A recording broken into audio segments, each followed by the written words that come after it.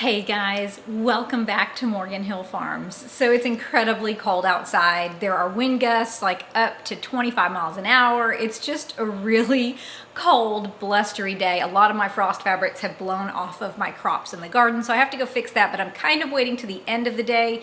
We're getting pretty close to sunset now, but I'm kind of waiting till those last minutes just so I can get those back on and hope that the wind doesn't blow them off. But I just had to run outside. The goats kept getting out of their enclosure yesterday. They got out like 3 or 4 times. And we finally got them to stay in last night, but then again today they got out. We had moved them onto some fresh pasture, so I thought that they would be just fine, but they got out again, and so I just went out there to chase them and get them back in.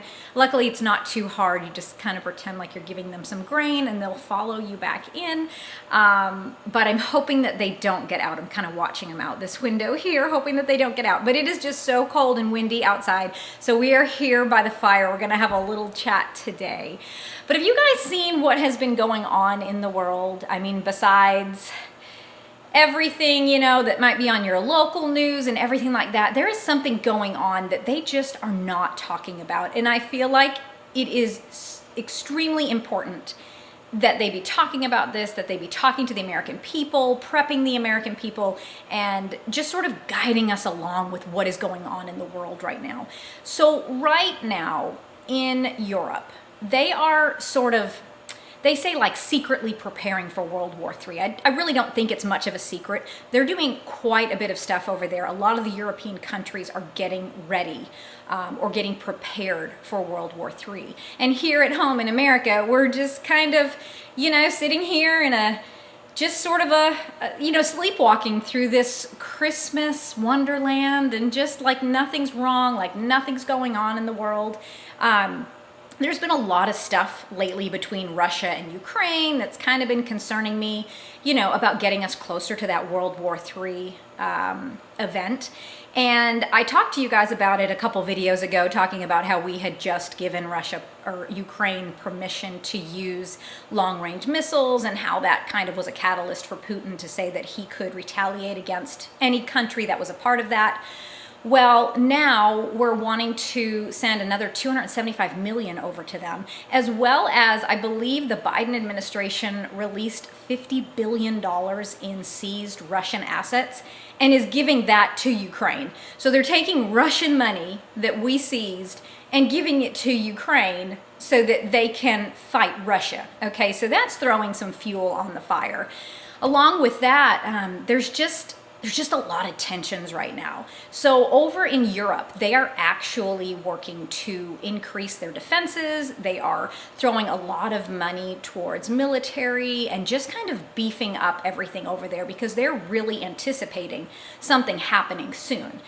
Here in America, back in 1952, we used to allocate like 17% of our GDP towards defense. And today, we only allocate about 3%. So we are really, really not prepared. In fact, Fox News came out and said that, you know, the US military is so underprepared for what's going to happen or what could happen. And along with that, they even said the American people are unprepared. And that is because I feel like, one, either we don't care, and two, our government is doing us a huge disservice by not guiding us. You know, they haven't provided any advice. They haven't provided any guidance. They haven't provided anywhere that the American people can get resources to know what it's like if America does enter a global war. One thing that I think people don't realize is that this is the largest land war that Europe has seen on its continent since 1945. So since World War II, this is the biggest conflict that they have seen. And that is why all of these European countries are really stepping up their military. They're trying to develop strategies to help them. You know, you've got Russia that's being funded and backed by China and Iran and North Korea.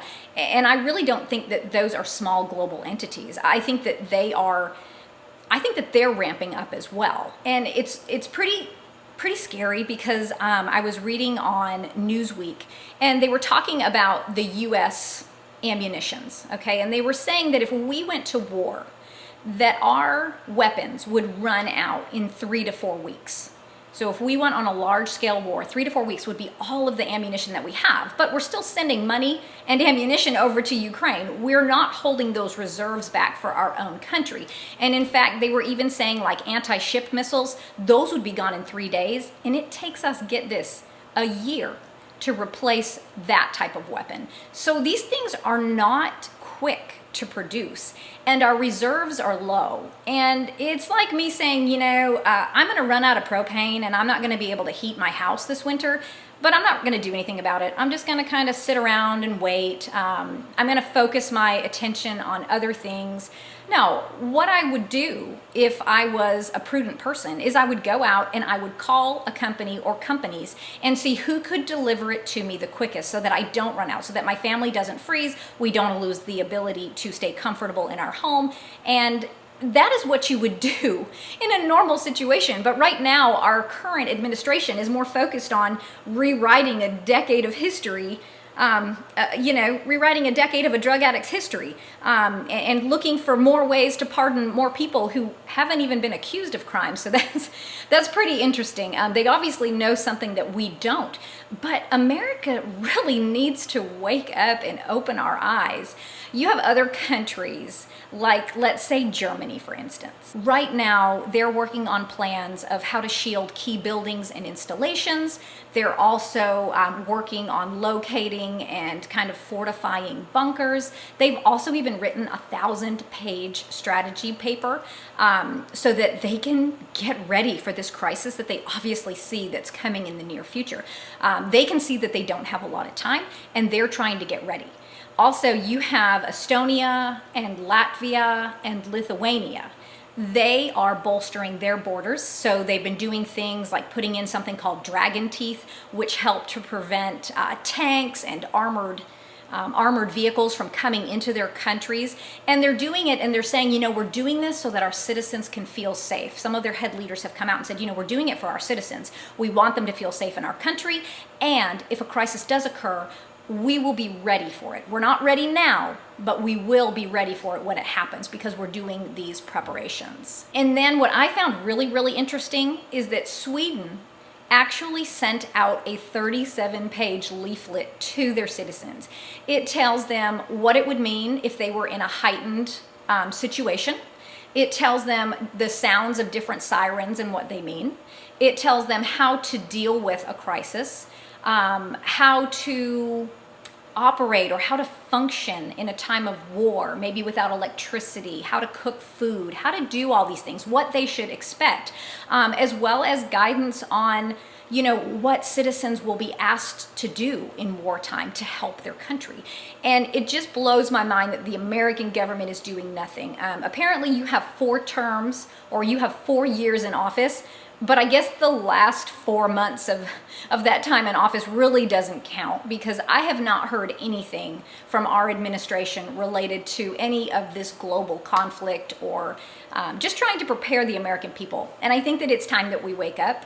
I think that if nothing happens, you would just be better off if you had prepared anyway. But if something does happen, you will be so grateful that you have extra food. That's the number one thing that you can do. It's the simplest thing. Just get some extra food and water on your shelves. You have all these other countries that are getting their security upped. Is that something that you need to think about too? Do you need to think about protecting your home? Do you have a way to protect yourself and your family? Do you have all of the things that you want to have? If you're thinking of bringing an animal onto your property to provide your family with food, have you done that, or have you just been talking about it? Maybe go on Facebook Marketplace and try to locate, those people who are producing those animals. Get your fencing ready. Get your freezers ready.